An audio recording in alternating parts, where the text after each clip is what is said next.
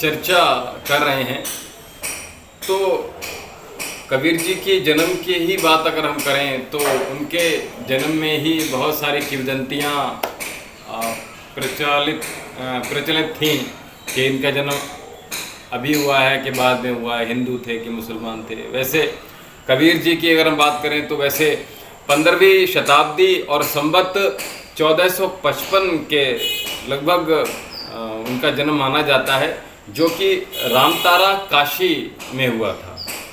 उनके जो गुरु थे वो रामानंद जी थे और उनकी पत्नी जो थी वो लोई थी। जहाँ इनके बच्चे की बात करें तो बच्चों में पुत्र का नाम इनका कमाल और पुत्री कमाली हुई और आगे चलकर कमाली भी इन्हीं के जो विरासत थी उसको उन्होंने संभाला और आगे बढ़ाने की कोशिश की।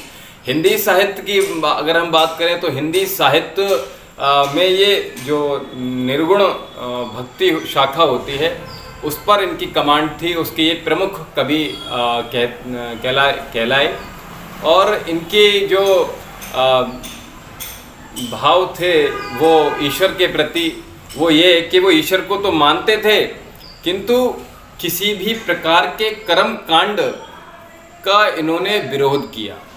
और मैं बार बार पहले भी कह चुका हूँ कि स्कूली शिक्षा प्राप्त न करते हुए भी ये बहुत ही ज्ञानी पुरुष थे। और आप जो भगवान के नाम पर अगर हम बात करें, भगवान के नाम पर इनकी जो बहुत सी चीज़ें इन्होंने लगातार कहा कि भगवान के नाम पर हम जो लोग मंदिरों में दूध, दही, घी, मक्खन, तेल, सोना, चांदी, हीरे, मोती, जवाहरात, कपड़े, वेज, नॉन वेज और दारू, शारू, भांग, मेकअप का सामान, चिल्लर, चेक, रुपया, पैसा, न जाने कितना माल चढ़ा देते हैं और क्या वो भगवान तक पहुंचता है? क्या आपका माल कितना प्रतिशत, कितना परसेंट बीच में ही गोल हो रहा है? कभी विचार किया? तो इस पर कबीर जी ने हमेशा कहा और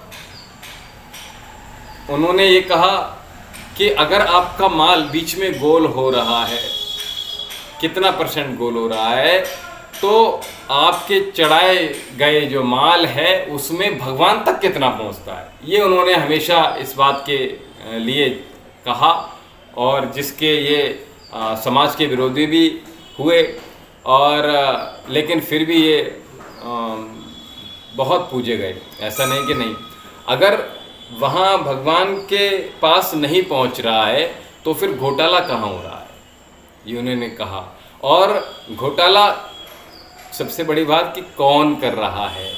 सदियों पहले दुनिया को के सामने इतने बड़े घोटाले को, यानी सबसे बड़े घोटाले को केवल घोटाले पर जो नज़र पड़ी वो कबीर की नज़र पड़ी और कबीर ने बताया कि सारा का सारा माल आपका पुजारी ले जाता है। जो भी कुछ आप चढ़ावा चढ़ाते हो भगवान को कुछ मिलता ही नहीं है और इसलिए मंदिरों में दान देना बंद कर दो।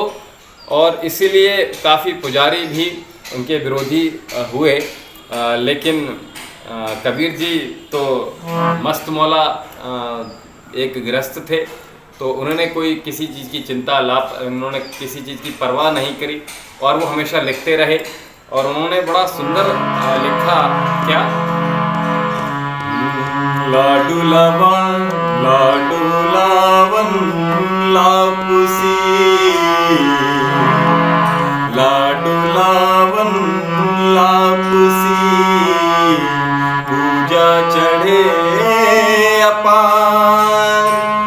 लाडू लावन लापुसी, लाडू लावन लापुसी, पूजा चढ़े अपार। पूजी पुजारी ले गया मूरत मुँह के छार कबीर, मूरत मुँह के छार।